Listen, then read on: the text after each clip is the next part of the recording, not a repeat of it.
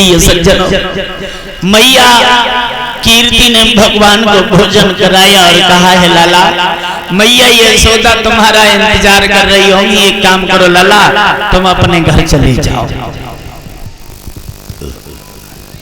आज कन्हैया आगे बढ़े और राधा से कहने लगी, राधा भला हम अपने आंगन से तुम्हें तुम्हारे घर तक छोड़ने आए, क्या तुम हमें छोड़ने नहीं चलोगी? राधा बोली, श्याम तुम अपने घर से हमें छोड़ने आए और अब हम तुम्हें छोड़ने चले, लेकिन उतने से फिर हमें छोड़न कौन आएगा?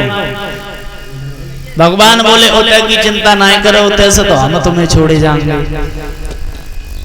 राधा बोली, इसका मतलब ये है कि इतने से हम तुम्हें छोड़न चले, उतने से फिर हमें तुम छोड़न आई हो, पूरी रात जही कत्तर रहोगे, तुम हमें छोड़ो और हम तुम्हें छोड़े हैं?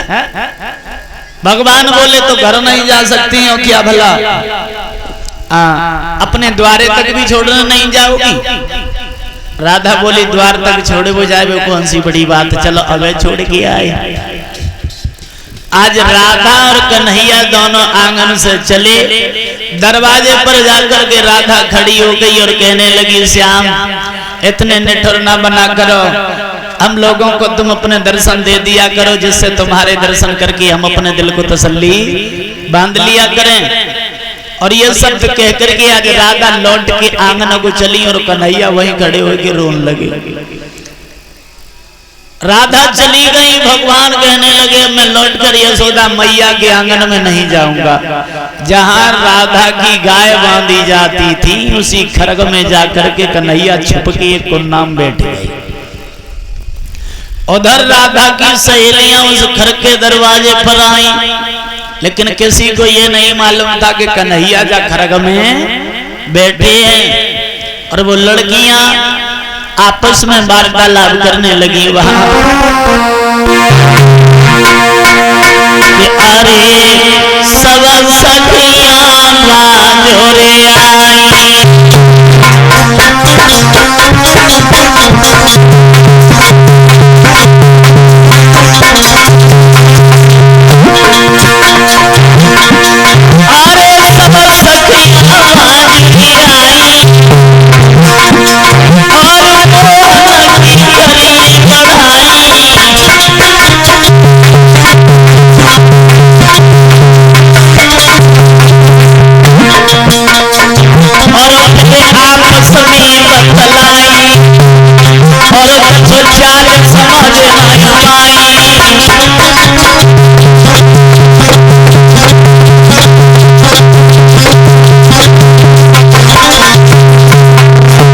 लड़कियां दरवाजे पर खड़ी हैं, माता एक दूसरे से वार्तालाप कर रही हैं। कहने लगी, आली आज तो कन्हैया मेरे घर आएंगे। दूसरी बोली, ते घर काहे को आएंगे कन्हैया? तो वह लड़की बोली, मेरे घर आज सो आएंगे कन्हैया का, मैंने आज सुबह तक संध्या से लेके पूरी रात उन्हीं को नाम को बैठ के भजन करो, से आज कन्हैया मेरे घर आएंगे। दूसरी बोली, तेरे घर ना आए, आज कन्हैया मेरे घर आएंगे। बोले, तेरे घर काहे को आएंगे? बोली, मेरे घर जा आएंगे के कन्हैया के खाए के लाए, मैंने मथुरा नगरी से ताजी मिश्री मंगवाए के रखी है। प्रिय सज्जनों, सभी लड़कियां आपस में वार्तालाप कर रही हैं कि कन्हैया मेरे घर आएंगे कि मेरे घर आएंगे। उन्हीं में बरसाने की एक बहू रहे। लड़की बोली, काय री तेने कहूं कन्हैया देखो ना, कन्हैया बुलाओ ना है। तो वह बहू रहे सो कहने लगी, सहेली देखो तो लेकिन खूब ना है देख पाओ। बोले, ऐसे कहा करती रही हो तुमने कन्हैया को देखो ही ना है।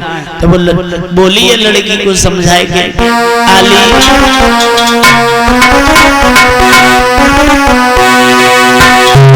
जो हमारे सर के ऊपर पड़ी हुई थी ना पर्दा के रूप में, कि आरे पैर में हुई गई चुनरिया ना देख सकी, आली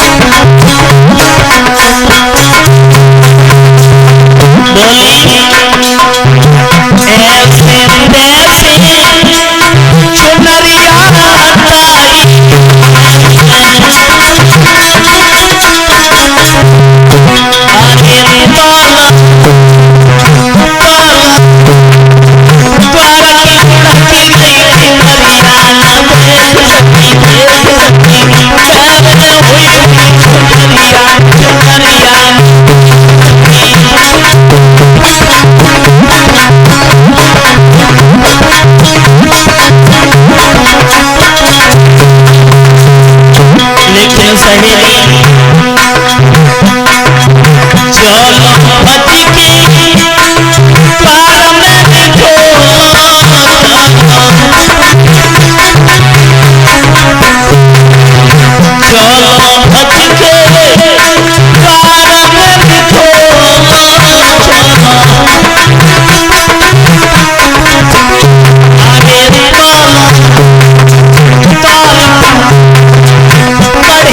श्याम संवरिया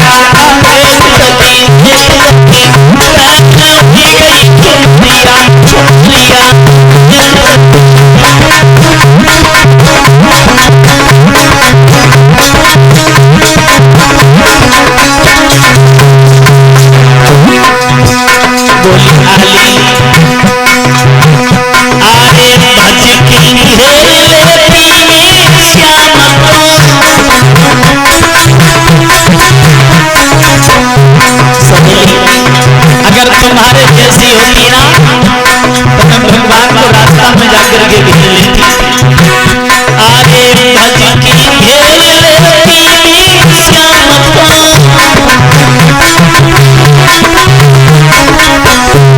जो होती आती बहुलिया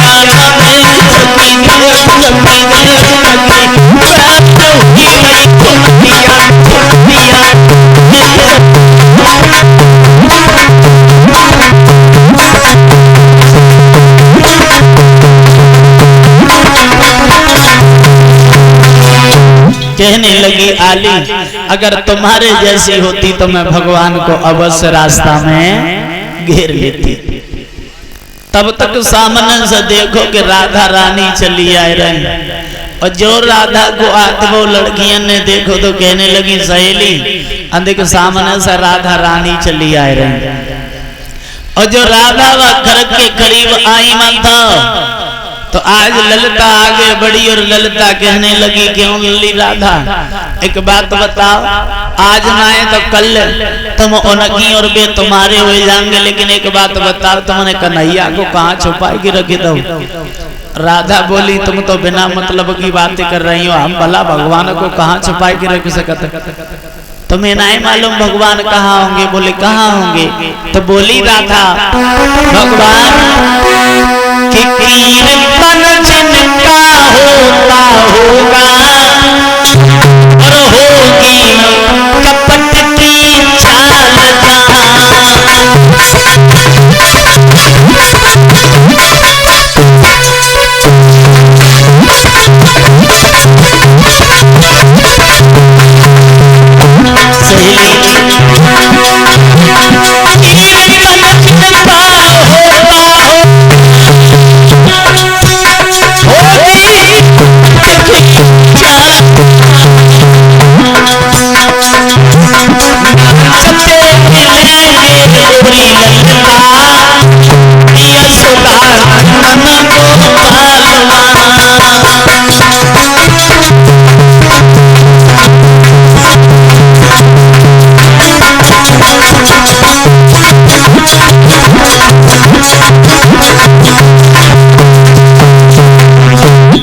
प्रिय सज्जनों राधा बोली सहेली जहाँ भगवान का गुणानुवाद होता होगा जहाँ प्रभु को प्रभु के भक्त याद कर रहे होंगे भगवान हमेशा अपने भक्तों के बीच में हुआ करते हैं।